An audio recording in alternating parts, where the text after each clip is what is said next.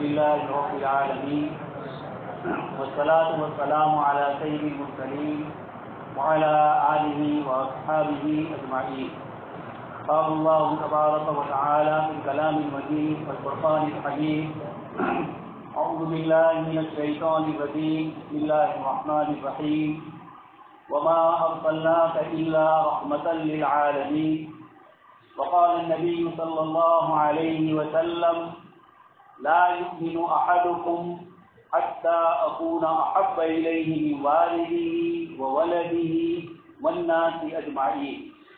صدق الله العظيم وصدق رسوله النبي الكريم ونحن على ذلك لمن الشاهدين والشاكرين والحمد لله رب العالمين. محترم و مکرم حضرات علماء کرام، اسکول کے منتظمین حضرات اور عزیز طلبہ، اللہ تبارک و تعالیٰ کا انتہائی شکر اور احسان ہے کہ اس نے آج ہمیں اپنے گھر میں جناب نبی اکرم صلی اللہ علیہ وسلم کی سیرت مبارکہ کے سلسلے میں حاضری کی یہاں سعادت نصیب فرمائے۔ کائنات میں سب سے زیادہ اللہ تبارک تعالیٰ کو اگر کوئی چیز پسند ہے تو اپنے پیارے حبیب صلی اللہ علیہ وسلم کا تذکرہ اور آپ کی سیرت مبارک۔ قرآن کریم میں اللہ پاک نے ہمیں حکم فرمایا کہ اے ایمان والو، ان اللہ و ملائکتہ یصلون علی النبی، اللہ تبارک تعالیٰ اور اس کے فرشتے جناب نبی اکرم صلی اللہ علیہ وسلم کے لیے رحمت اور برکت کی دعائیں کرتے ہیں۔ اور پھر اللہ پاک نے حکم فرمایا: یا ایھا الذین آمنوا صلوا علیہ وسلموا تسلیما، یہ ایمان والو تم جناب نبی اکرم صلی اللہ علیہ وسلم پر صلاۃ اور سلام، درود اور سلام، یہ دونوں پیش کرو۔ یہ اللہ تبارک تعالیٰ کے نزدیک آپ صلی اللہ علیہ وسلم کی محبت، آپ کی عظمت اور آپ صلی اللہ علیہ وسلم کا جو مرتبہ ہے اس کی طرف ہمیں اشارہ کیا جائے۔ آپ طلبہ عزیز نے مختلف گروپوں میں، مختلف کلاسز میں، اور اسی طرح ہماری طالبات نے، بچیوں نے جناب نبی اکرم صلی اللہ علیہ وسلم کی سیرت کے مختلف پہلوؤں کو نعت کی شکل میں، تقریر کی شکل میں، سوال اور جواب کی شکل میں مختلف طریقوں سے آپ حضرات نے پیش کیا۔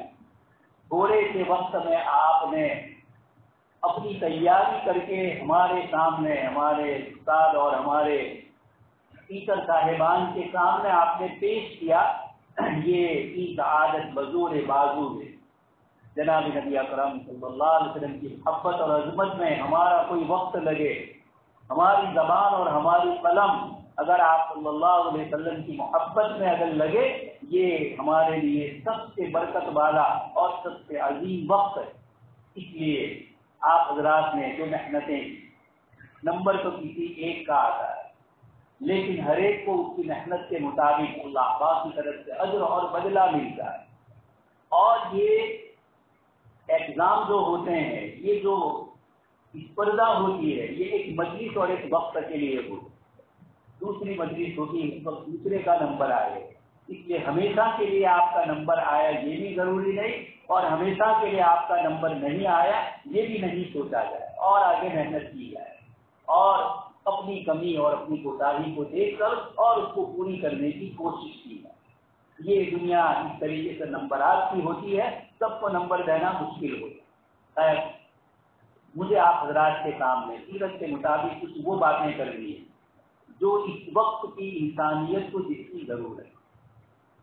اللہ پاک نے جناب نبی اکرم صلی اللہ علیہ وسلم کو اس دنیا میں بھیجا اور آپ صلی اللہ علیہ وسلم کی سیرت صحابہ کرام نے محفوظ فرمائی، حتیٰ کہ شمائل ترمذی یعنی آپ صلی اللہ علیہ وسلم کی زندگی کی وہ چیزیں، سر سے لے کر پیر تک، آپ کے بال مبارک کیسے، آپ چلتے کیسے تھے، آپ بیٹھتے کیسے تھے، آپ بات کرتے تھے اور اچانک کوئی مسئلہ پیش آتا تھا تو کس طریقے سے آپ کھڑے ہوتے، اس کو کس انداز میں آپ پیش کرتے، یہ آپ صلی اللہ علیہ وسلم کی پرائیویٹ لائف اور آپ کے بدن مبارک سے نکلنے والی چیزیں یا آپ کے جسم میں ہونے والی چیزیں، جن صحابہ کرام نے اور عاشقان رسول نے یہ چھوٹی چھوٹی چیزیں محفوظ کی ہے، یقین جانیے آپ صلی اللہ علیہ وسلم کی تعلیمات کا کوئی حصہ ان سے رہ جائے ایسا ہرگز نہیں ہو۔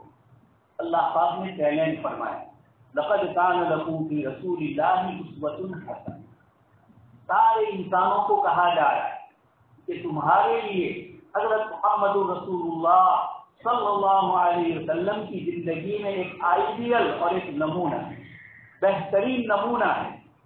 یہ قرآن کریم کا دعویٰ اور دلیل کے طور پر اللہ تبارک و تعالیٰ نے جب یہ دعویٰ فرمایا کہ ہمارے حبیب صلی اللہ علیہ وسلم کی زندگی تمہارے لیے نمونہ ہے تو اس کی حفاظت کرنا، اس نمونے کو قیامت تک کے لیے باقی رکھنا، اس کا وعدہ بھی اللہ پاک نے خود ہی اس آیت میں فرمایا۔ جب وہ ہمارے لیے آئیڈیل ہے تو پہلی صدی ہجری کے صحابہ کے لیے بھی آئیڈیل اور قیامت کی صبح سے پہلے تک کے انسان کے لیے بھی آپ صلی اللہ علیہ وسلم کی زندگی آئیڈیل اور نمونہ ہے۔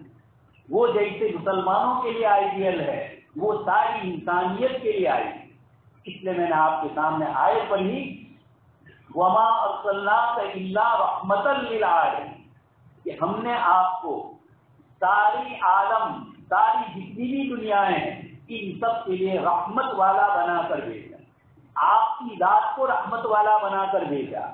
اور دوسری جگہ پر قرآن کریم نے آپ صلی اللہ علیہ وسلم کی مختلف صفات کو ذکر کیا، اس میں ایک بہت بڑی چیز ذکر فرمائی، وَيَضَعُ عَنْهُمْ إِصْرَهُمْ وَالْأَغْلَالَ الَّتِي كَانَتْ عَلَيْهِمْ، انسانیت پر مذہبی اعتبار، سماجی اعتبار سے، معاملات اور معاشرات اور عرف اور رواج اور پرمپراؤں کے اعتبار سے جو مختلف قسم کے بوجھ لگے ہوئے تھے، جو مختلف قسم کی چیزوں میں ان کو پریشان کیا گیا، وَيَضَعُ عَنْهُمْ إِصْرَهُمْ وَالْأَغْلَالَ الَّتِي كَانَتْ عَلَيْهِمْ، آپ صلی اللہ علیہ وسلم رحمت للعالمین بن کر آئے۔ اس رحمت کا تقاضا یہ تھا کہ انسانوں نے اپنی طرف سے گڑے ہوئے مذہب اور اس کے لوگوں پر ظلم اور زیادتی کی گئی، لوگوں کا استحصال اور بلیک میلنگ کیا گیا، سماجی اعتبار سے کچھ ایسے بندھن انسانوں پر لگائے گئے جو ایک انسان کے لیے بوجھ ہو سکتا ہے۔ معاملات اور سماجیات کے اعتبار سے، اخلاقیات کے اعتبار سے، زندگی کے ہر مسئلے میں جو لوگوں نے اپنی طرف سے انسانوں پر بوجھ لادے تھے، مذہبی اعتبار سے ہو، سماجی اعتبار سے ہو، عرف اور رواج کے اعتبار سے ہو، اللہ پاک نے فرمایا یہ سارے بوجھ اور یہ سارے بندھن دور کرنے کے لیے جناب نبی اکرم صلی اللہ علیہ وسلم کو اللہ پاک نے بھیجا۔ اس لیے آگے فرمایا والذین آمنوا بہ وعزروہ ونصروہ واتبعوا النور الذی انزل معہ اولئک هم المفلحون، لہذا جو شخص بھی والذین آمنوا بہ، جو لوگ بھی اللہ کے رسول صلی اللہ علیہ وسلم پر ایمان لائیں گے، آپ کی لائی ہوئی تعلیم کو اپنی زندگی کا سب سے قیمتی سرمایہ سمجھیں گے، وَعَزَّرُوهُ، اور صرف ایمان لانا نہیں ہے، وَعَزَّرُوهُ، اس نبی کی عظمت، ان کی محبت، ان کی قدردانی اور اپنے دل میں ان کی ایسی محبت۔ قرآن نے 3 جملے فرمائے، وَالَّذِينَ آمَنُوا بِهِ وَعَزَّرُوهُ، وَنَصَرُوا وَاتَّبَعُوا النُّورَ الَّذِي أُنزِلَ مَعَهُ، اور اس نور کی پیروی کی، قرآن کریم کی، جس کو لے کر آپ صلی اللہ علیہ وسلم تشریف لائے، تو کیا ہوگا؟ کائنات کا پیدا کرنے والا، سارے انسانوں کا خالق اور مالک کہہ رہا ہے یہ لوگ کامیاب ہیں۔ آج دنیا میں لوگ اپنا کیریئر بنانے کے لیے، دنیا کی زندگی کو کامیاب اور سفل بنانے کے لیے کیسے کیسے پاپڑ بیل رہے ہیں۔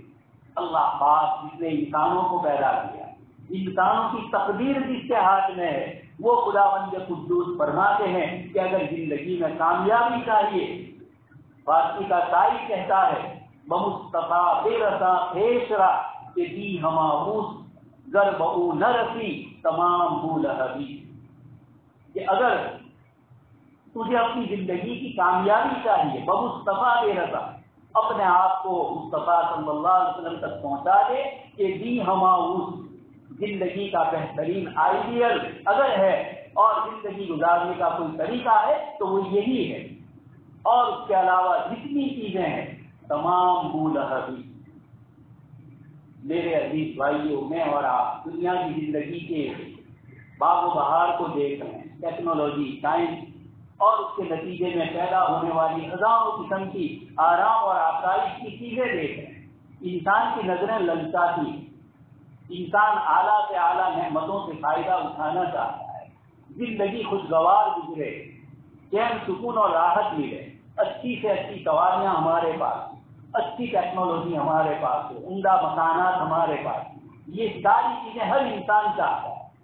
لیکن اسی دنیا سے آیا ہوا ایک شخص، جرمنی کے ایک بہت بڑے پروفیسر، بعد میں اللہ پاک نے جن کو ایمان کی توفیق سے نوازا، یہ مسلمانوں سے کہہ رہے ہیں کہ میں نے اسلام کو بہت محنت سے پڑھا ہے، میں نے جناب نبی اکرم صلی اللہ علیہ وسلم کی سیرت کو بہت گہرائی سے پڑھا، اور اس کے بعد میں اس نتیجے پر پہنچا کہ آپ کا وہ عمل جو اللہ پاک کی طرف سے فرض اور واجب نہیں، آپ نے اپنی طریقے سے ایک چیز کی، آپ نے کھایا داہنے ہاتھ، آپ نے تنگی کی داہنے ہاتھ، آپ صلی اللہ علیہ وسلم نے چپل اور جوتے پہنے داہنے ہاتھ، آپ نے کھانا اس طریقے سے کھایا، آپ استنجے کے لیے ٹوائلٹ میں کس طرح گئے، کس طرح باری ہوئی، یہ دعائیں آپ نے پڑھی۔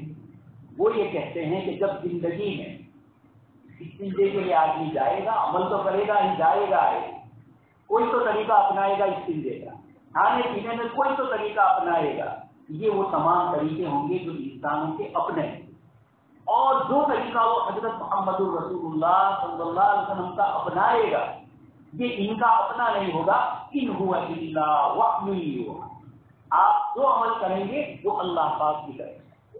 اس لیے جب تمہیں کسی کی نقل ہی کرنی ہے، کسی کے طریقے کو اپنانا ہی ہے، تو پھر سب سے بہتر آئیڈیل جناب نبی اکرم صلی اللہ علیہ وسلم کا طریقہ ہے۔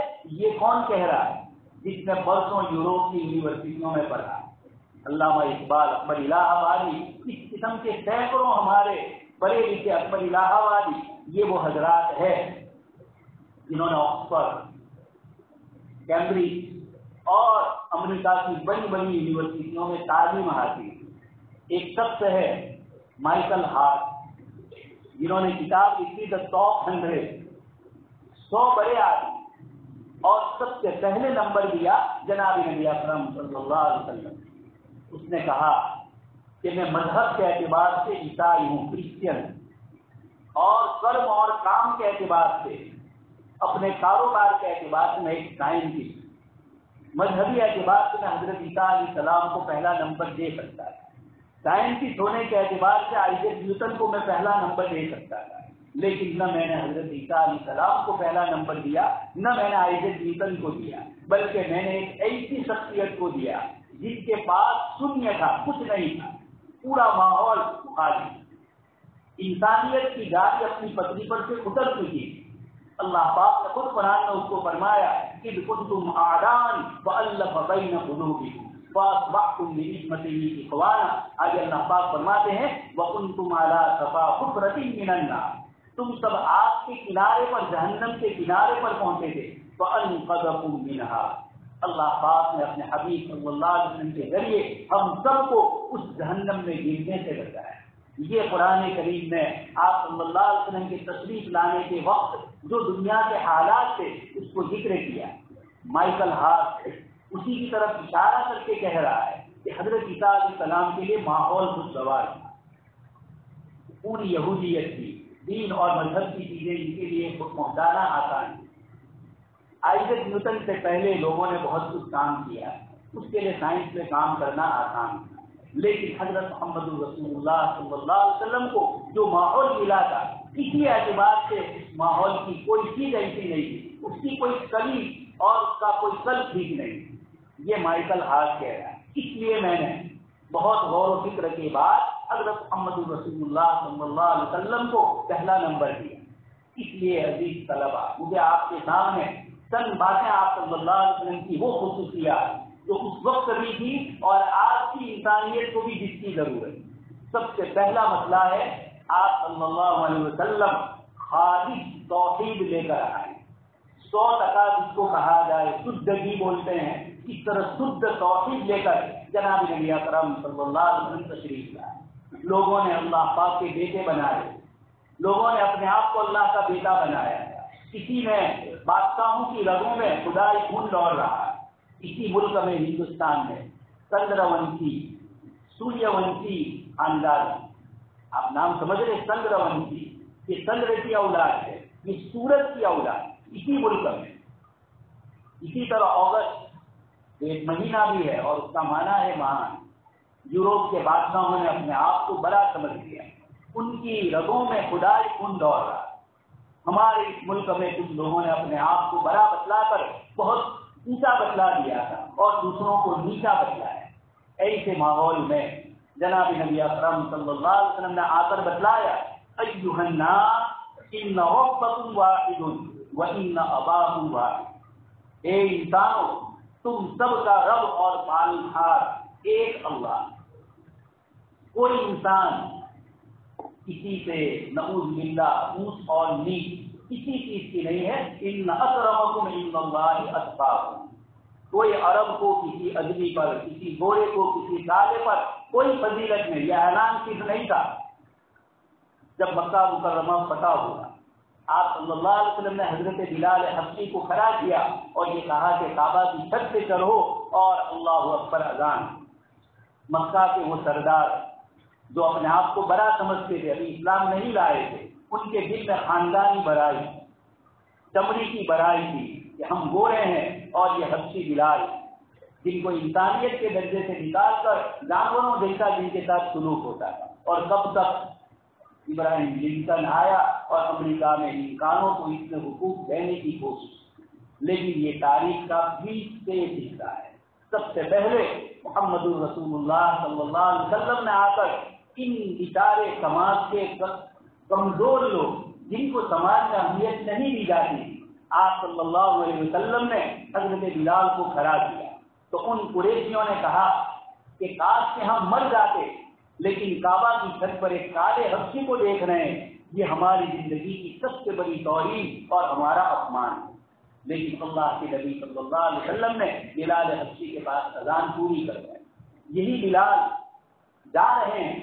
حضرت عمر بن خطاب رضی اللہ عنہ اسلام کے دوسرے خلیفہ، روم اور ایران کی دو سپر پاور طاقتوں کو اور مصر کی تہذیب اور کلچر اور سنسکرتی کو اپنے قبضے میں لانے والے اتنے بڑے عمر، 10 لاکھ مربع میل اتنی لمبی سلطنت پر جن کی حکومت، یہ جا رہے ہیں اور حضرت بلال راستے میں ملتے ہیں تو کیا فرماتے ہیں؟ یا بلال انت سیدنا و مولانا. اے بلال آپ ہمارے سردار ہو اور آپ ہمارے امیر ہو، مولا آقا ہو آپ. یہ جملے جناب نبی اکرم صلی اللہ علیہ وسلم نے بتلائے. اسی لیے مسٹر آئین بھی اپنی کتاب میں لکھتے ہیں کہ سائنس کو ترقی کیوں نہیں ملی، اسلام کے آنے کے بعد ہی سائنس میں کیوں ترقی اور پرگتی ہوئی اور اس سے پہلے کیوں نہیں.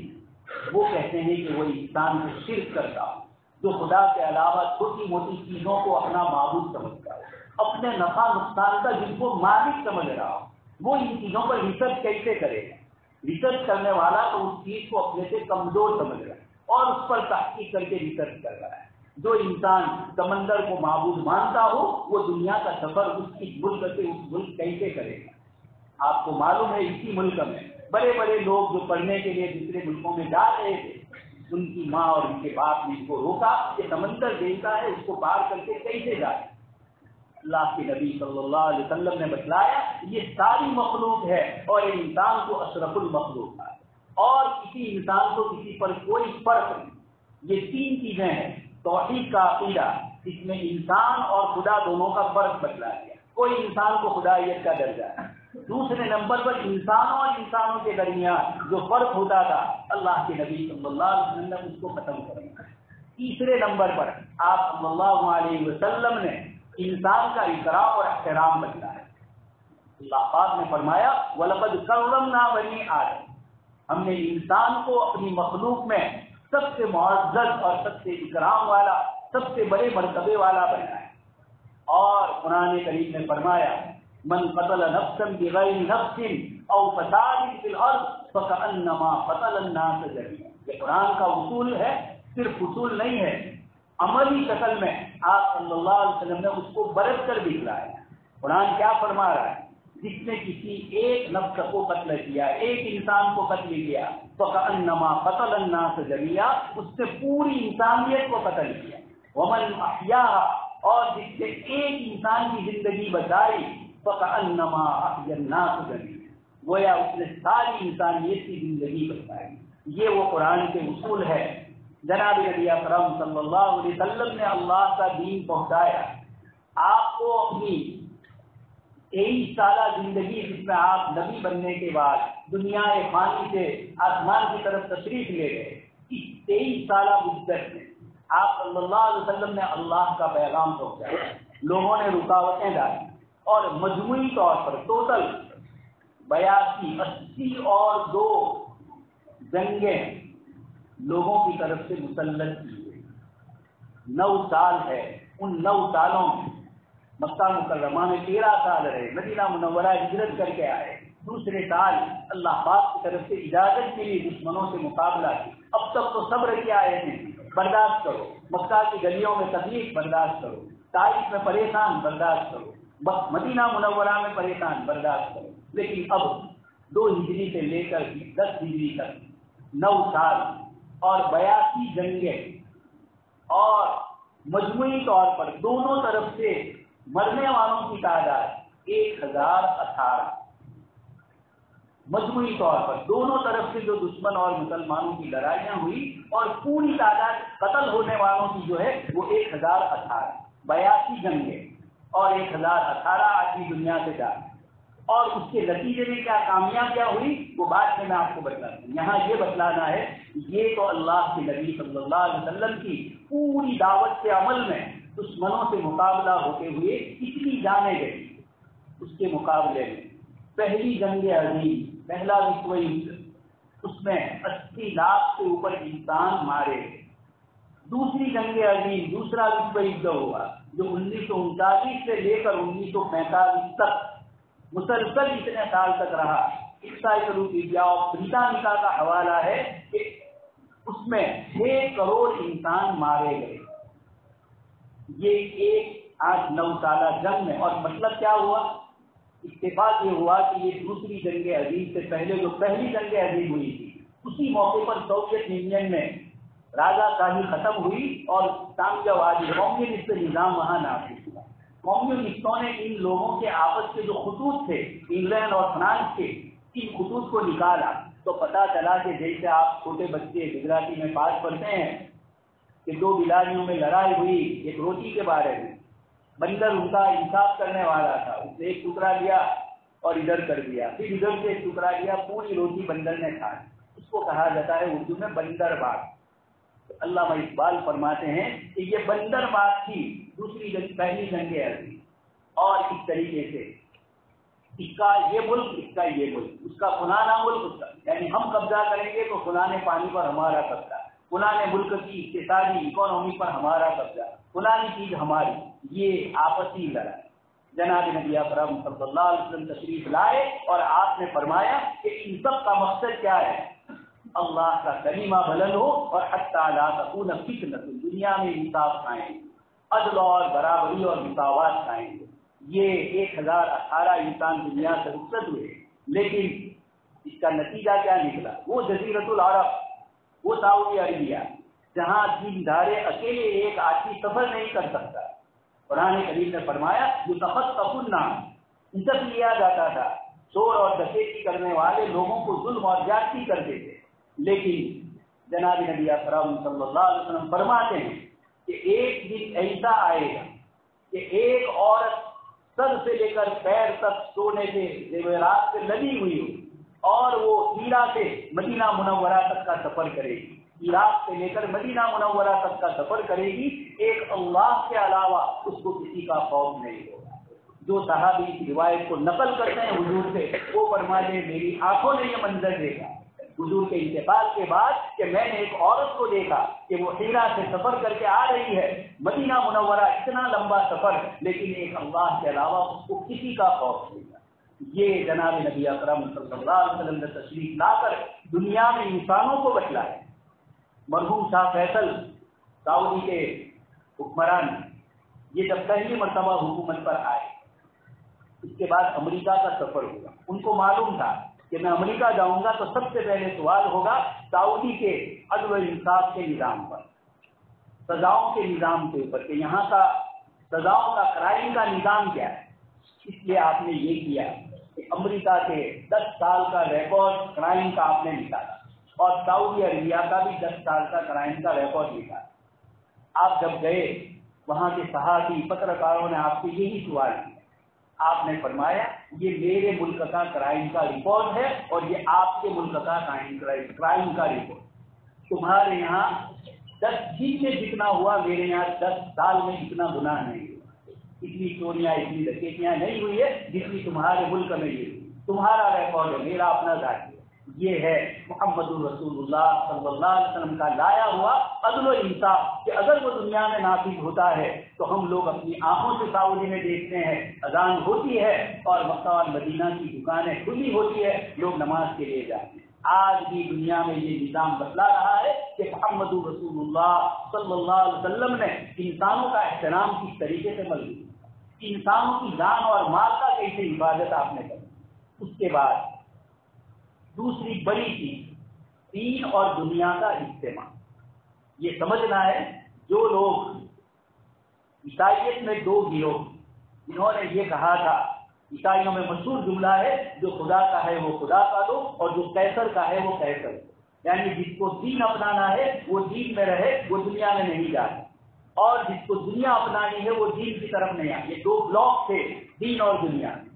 علامہ اقبال رحمۃ اللہ علیہ فرماتے ہیں ہوئی دین و دنیا میں جس دم جدائی، حوث کی امیری حوث کی وسیع، کہ جس دن دین اور دنیا الگ ہو گئے، اللہ کے نبی صلی اللہ علیہ وسلم تشریف لائے، دین اور دنیا دونوں کو آپ نے جمع فرمایا۔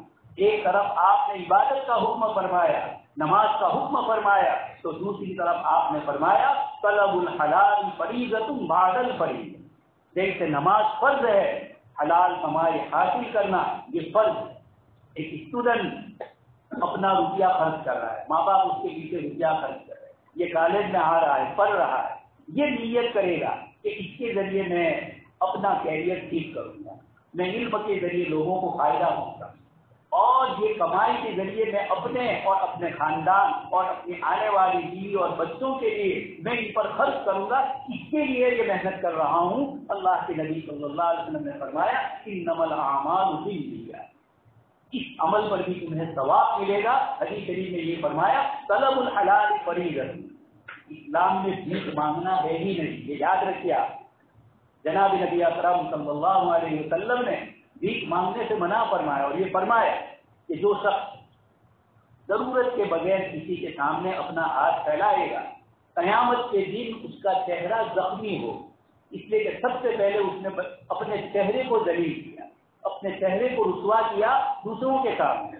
مانگنے والا بیچارہ ہوتا ہے، کوئی گالی بھی دیتا ہے، کوئی کیا کیا کلمات سے نوازتا ہے، تو آدمی جب مانگنے جاتا ہے تو ذلت کے ساتھ ہوتا ہے۔ اللہ کے نبی صلی اللہ علیہ وسلم نے فرمایا کہ طلب الحلال فریضہ، ہر چیز میں ایک صحابی ہے اللہ کے نبی صلی اللہ علیہ وسلم کے پاس آئے اور انہوں نے شکایت کی کیسے نہ ہو. آپ نے فرمایا تمہارے پاس کوئی چیز ہے؟ فرمایا کہ ہاں ایک گرم چادر ہے جس کو ڈابرا بولتے ہیں، اس سے میں سوتا ہوں آرام سے. حضور نے فرمایا یہ دے. پھر آپ نے نیلام کیا، حراج کون اس کو خریدے؟ کسی نے 1 درہم کہا، دوسرے نے 2 کہا. آگے بڑھتا گیا، آپ صلی اللہ علیہ وسلم نے اس کو بیچ دیا اور ان کو کہا کہ یہ کلہاڑی اور لکڑی لے کر جنگل میں جاؤ، اتنے دن تک میں تمہارا چہرہ نہ دیکھوں. اتنے دن کے بعد وہ آئے تو کچھ روپیے لے کر آئے، کچھ درہم لے کر آئے، اس لیے کہ لکڑی کاٹی تھی اور جنگل سے لا کر بیچا تھا اور اس سے کچھ کمایا. اس لیے میرے عزیز طلبا یاد رکھیے، مانگنا کہ کسی مذہب میں تو ہو سکتا ہے مذہبی علامت یا کسی ایک کے لیے مانگنا ہی ہے، اسلام میں مانگنا نہیں. اس لیے بہت افسوس کی بات کہ ایک بڑا مضمون آیا بھی ایک صاحب کا ٹائمس آف انڈیا میں کہ دنیا میں سب سے زیادہ بھیک مانگنے والے اگر کوئی ہے تو 25% مسلمان، جس کے نبی نے اپنے امتی کو بھیک مانگنے سے روکا ہو، جن کو محنت اور کمائی کے لیے بھیجا گیا ہو، جس کے کمانے کے اوپر ثواب بتلایا گیا ہو، جس کی اسکول اور کالج پڑھنے پر بھی ثواب بتلایا گیا ہو، وہ امت کیسے بھیک مانگتی. اس لیے یہ جو امت محمدیہ میں تصور ہے لوگوں کا، یہ ختم کرنا آپ نوجوان نسل کا کام. سمجھایا جائے، محنت کروائی جائے کہ اللہ کے نبی صلی اللہ علیہ وسلم نے صحابہ کو مانگنے کے بجائے کام کے لیے بھیجا. اس لیے اس امت میں یہ جو یا امت کے نام پر دوسرے لوگ کپڑے پہن کر آ جاتے ہیں تو ہمیں اس پر چوکنا رہنا اور اپنی امت کو اس سے بچانا ہے. یہ جناب نبی اکرم صلی اللہ علیہ وسلم کا طریقہ ہے. تو آپ نے دین اور دنیا دونوں کو ساتھ رکھا. اقبال کہتے ہیں کہ یہ جو معجزہ ہے یا آئینہ داری بشیری و نذیر، اللہ کے نبی، یہ اعزاز صحرا نشی کا. علامہ اقبال فرماتے ہیں کہ صحرا نشی یعنی آپ صلی اللہ علیہ وسلم جزیرۃ العرب کے نبی، آپ صلی اللہ علیہ وسلم کا یہ دنیا پر احسان ہے کہ آپ نے دین بھی بتلائی، دنیا بھی بتلائی. عیسائیت کی طرح نن اور ان کے چرچوں میں قرآن نے فرمایا وَرَحْبَانِيَّةً ابْتَدَعُوهَا، سنیاسی پن اور جوگ پن اسلام میں نہیں. قرآن نے صاف منع کر دیا. ہمارے عیسائی برادری گئی اس میں اور پھر اس کے بعد یہودیوں نے ان کو نکالا تو ایسا نکالا کہ مذہب سے ہی دور ہو. تو یہ دین اور دنیا کی جدائی جناب نبی اکرم صلی اللہ علیہ وسلم نے نہیں فرمائی. اس لیے ہمارا پڑھا لکھا طالب علم، ہمارا ڈاکٹر اور انجینئر، وہ اگر صحیح نیت سے کوئی کام کرے گا تو اس کو بھی وہی ثواب ملے گا جو ایک دین کے عالم اور دین کے داعی کو. یہاں انما الاعمال بالنیات، نیتوں سے اوپر رکھا گیا. اس لیے جناب نبی اکرم صلی اللہ علیہ وسلم کا دوسرا بڑا احسان جو اسی سے ملتا جلتا ہے، آپ نے علم اور مذہب دونوں کو الگ نہیں، چاہے دنیاوی ٹیکنالوجی ہو، دینی علوم ہو، اور چاہے اس کے ساتھ دوسری چیزیں. یہ ایک بہت بڑا دنیا میں فرق ہو گیا کہ علم کو، آپ کو عیسائیت کی تاریخ معلوم ہونی چاہیے کہ کس طریقے سے آئزیک نیوٹن اور اسی طرح گیلیلیو، براؤنلو اور پھر اس کے بعد ڈاروین، یہ پورا جو ایک سلسلہ ہے سائنٹسٹ لوگوں، ان کو کیا تکلیف اور کیا چیزیں برداشت کرنی ہے. ایک امریکی مصنف ہے مسٹر ڈریفر، ان کی کتاب ہے the history of history, conflict religion and science, مذہب اور سائنس. یعنی عیسائی مذہب نے کیا ظلم کیا ہے ان سائنٹسٹ لوگوں پر، کیا کیا لمبی داستان انہوں نے ذکر کی ہے اس بک کے اندر اور پوری تفصیل بتلائی ہے. بڑے بڑے سائنٹسٹ گیلیلیو 80 سال کی عمر میں اس کو سب کے سامنے جا کر یہ معافی مانگنی پڑی کہ میں زمین کو گھومنے کا جو عقیدہ رکھتا ہوں. ان کے یہاں عقیدہ تھا کہ آسمان گھومتا ہے، آکاش گھومتا ہے، زمین پرتھوی نہیں گھومتی ہے، اس لیے کہ پرتھوی پر حضرت عیسیٰ علیہ السلام پیدا ہوئے اور جس پر نعوذ باللہ خدا پیدا ہو وہ زمین گردش کرے، چکر لگائے. چکر لگانا یہ تابع ہو جائے، یہ نہیں ہو سکتا. یہ مذہبی اعتبار سے انہوں نے سائنس کا رکھ دیا.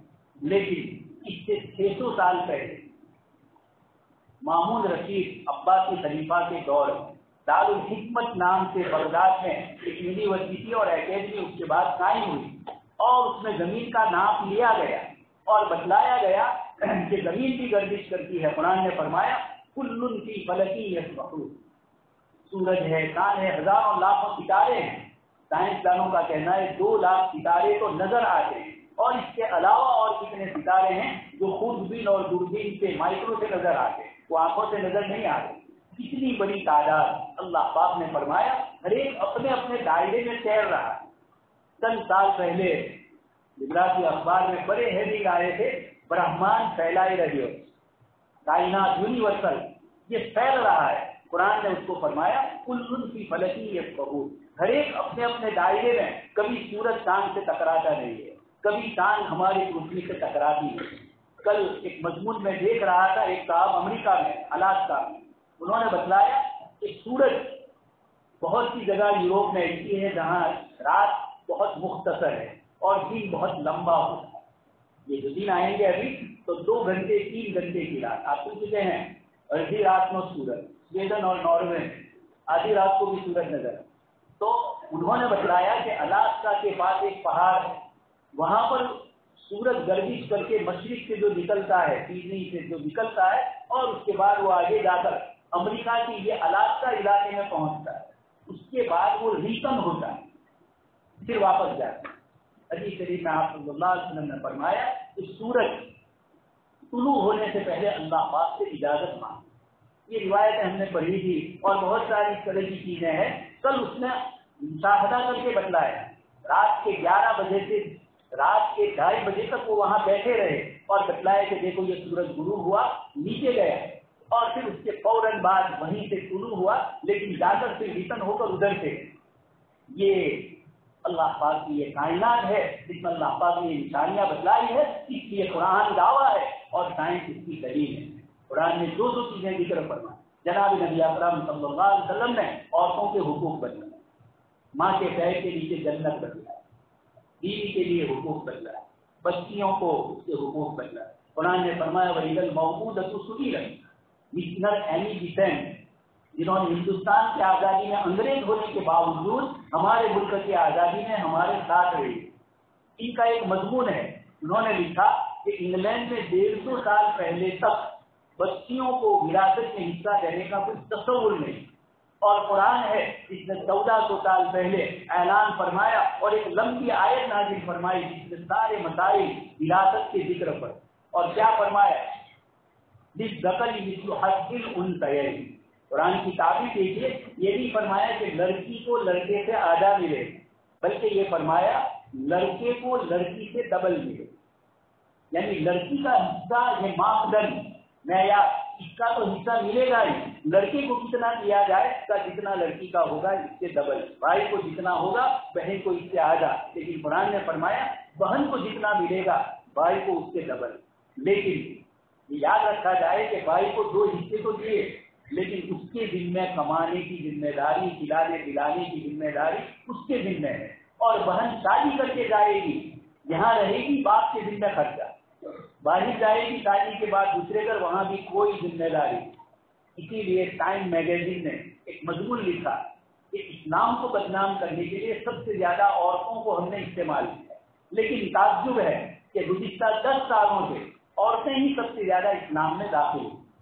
اور اس کی وجہ بتلائی کہ ان عورتوں نے بتلایا کہ ہمارے ساتھ کن لوگوں نے، مردوں نے ظلم اور زیادتی کی. انہوں نے ہمیں کمانے کے لیے باہر نکالا اور مردوں کا شوکیس کر دیا، مردوں کی نگاہ میں ادھر ادھر گھومنا اور ادھر کی ساری چیزیں بتلائی. ہم نے جب اسلام کا مطالعہ کیا تو پتا چلا کہ اسلام نے تو عورت کی ذمہ کوئی چیز رکھی ہی نہیں. ماں ہو تب بھی نہیں، بیٹی ہو تب بھی نہیں، بیوی ہو تب بھی نہیں، ساری ذمہ داری مردوں پر آتی ہے. اس لیے اس کا حصہ اس سے اتنا مہر اس کو ملے گا. وہ اگر کماتی ہے تو وہ اس کی اپنی کمائی ہوگی، شوہر کی نہیں. یہ بھی یاد رکھا جائے، یہ اس کی اپنی ہے. یہ سارے مسائل ہے شریعت مطہرہ نے عورت کو جو حقوق دیے اور کسی مذہب نے کبھی نہیں دیے. اس لیے یہ نیچر اللہ کا ہے، جس خدا نے انسان کو پیدا کیا اسی نے یہ حقوق دیے. اور اس طرح کی بہت سی باتیں ہیں. اللہ تبارک تعالیٰ نے اس وقت آپ جانتے ہیں میڈیا کے اوپر اسلام کو اور جناب نبی اکرم صلی اللہ علیہ وسلم کی تعلیمات کو بدنام کرنے کے لیے رات کی نئے شوشے چھوڑے گئے. آپ صحیح مطالعہ کریں، قرآن اور حدیث کی چیزیں پڑھیں اور تحقیق اور ریسرچ کریں. یہ جو آپ جا رہے ہیں، ہمارے بہت سارے طلبا اور اب وہ دوسری لائن میں ہوں گے، دوسری فیلڈ میں جائیں گے. یہ آپ کو سیرت رسول کا تحفہ اسکول کی طرف سے، کالج کی طرف سے دیا گیا، یہ ایک بہترین تحفہ ہے جو ایک اسکول کے بانی کے اخلاص حاجی عبدالرحیم اور حاجی محمد جو منشی تھے، جنہوں نے اخلاص کے ساتھ اس عمارتوں کی اور اس جگہ کی بنیاد ڈالی، بڑے نیک اور پرہیزگار لوگ تھے۔ مجھے بہت خوشی ہوئی، ایک مرتبہ حاجی محمد صاحب نے مجھ سے کہا تھا کہ آپ ہمارے مدرسے میں، ہمارے یہاں اسکول میں مدرسہ اس وقت نہیں گئے، کہا کہ آپ دعا کریں کہ اللہ تبارک تعالیٰ ہمارے اسکول میں آپ کی طرح مدرسہ بھی آپ کے مدرسے کی طرح ہو اور مضبوط۔ مجھے بڑی خوشی ہے، ہمارے اساتذہ کرام اور یہ ہمارے اسکول کے ذمہ دار حضرات یہ محنت کرتے ہیں، اور آج سیرت کے عنوان سے آپ کو یہ پیغام دیا ہے کہ دنیا میں جا کر محمد الرسول اللہ صلی اللہ علیہ وسلم کا پیغام، انسانیت پریشان ہے۔ اللہ کے نبی کے لیے قرآن نے جو فرمایا کہ وَيَضَعُ عَنْهُمْ إِصْرَهُمْ وَالْأَغْلَالَ الَّتِي كَانَتْ عَلَيْهِمْ، ہماری ذمہ داری ہے ہم اسلام کی صحیح تعلیم پہنچا کر آپ صلی اللہ علیہ وسلم پر ہونے والے احسانات اور اس سے بڑھ کر انسانیت بیچاری جس غلط راہ پر جا رہی ہے، آپ کے پاس جناب نبی اکرم صلی اللہ علیہ وسلم کی سیرت ہے، اس کی روشنی میں آپ لوگوں کو صحیح تعلیم دے سکتے ہیں۔ اللہ پاک سے دعا ہے کہ اللہ تبارک تعالیٰ ہم سب کو اس کی توفیق عنایت فرمائے، اور آپ اللہ کے رسول کی سیرت کو اور مزید پڑھیں۔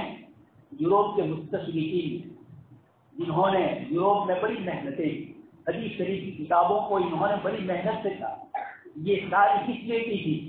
آپ صلی اللہ علیہ وسلم کی سیرت کو داغدار کرنے کے لیے، اس کیڑے نکالنے کے لیے، لیکن اللہ پاک نے بہتوں کو ایمان کی توفیق سے، اس لیے اس وقت دنیا سیاسی ہے اور آپ کے پاس وہ آب حیات ہے جس کے ذریعے آپ انسانیت کی رہنمائی کر سکتے ہیں۔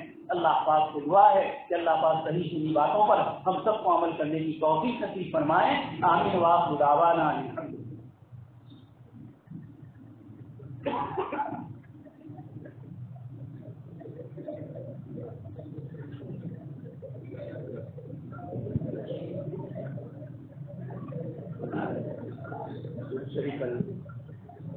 اللهم صل على سيدنا نبينا وشفيعنا ومولانا محمد كلما ذكره الذاكرون وكلما غفل عن ذكره الغافلون اللهم يا رب صل وسلم دائما ابدا على حبيبك خير الخلق كلهم مولاي کریم سب کے گناہوں کو معاف۔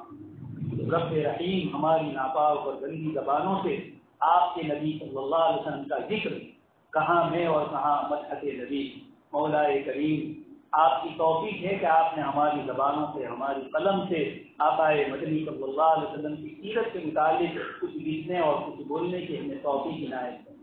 ہمارے ننھے منھے بچوں نے آقا مدنی صلی اللہ علیہ وسلم کے نام نامی اور اس کی غلامی کو یاد کیا، ان کے معنی کو یاد کیا، سیرت کے مضمون کے مولاي کریم یا ادنا کی کوشش ہے۔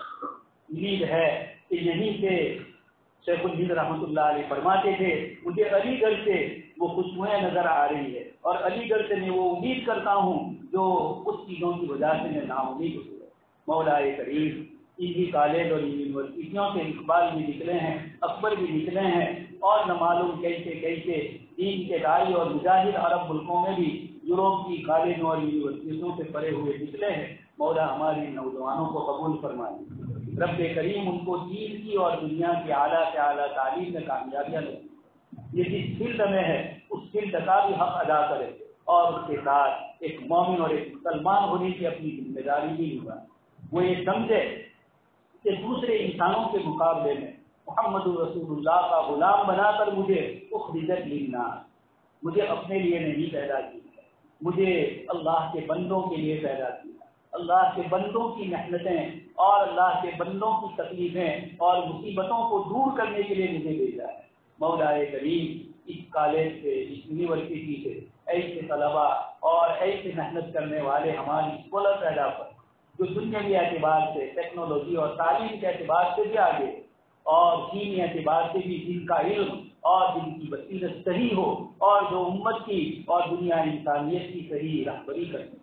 مولاي کریم اس کے بانیین کو بہترین بدلہ عطا فرمائے، کروٹ کروٹ ان کو جنت نصیب فرمائے، اور بھی جتنے لوگوں نے اس میں محنتیں کی اور اس وقت کر رہے ہیں، رب کریم ان سب کی محنتوں کو آپ جانتے ہیں، آپ علام الغیوب ہیں، رب کریم آپ کی شان کے مطابق ان کو بہترین بدلہ عطا کرے۔ اللهم انا نسألك من خير ما سألك منه نبيك وحبيبك محمد صلى الله عليه وسلم، ونعوذ بك من شر ما استعاذك منه نبيك وحبيبك محمد صلى الله عليه وسلم، أنت المستعان عليك البلاغ، لا حول ولا قوة.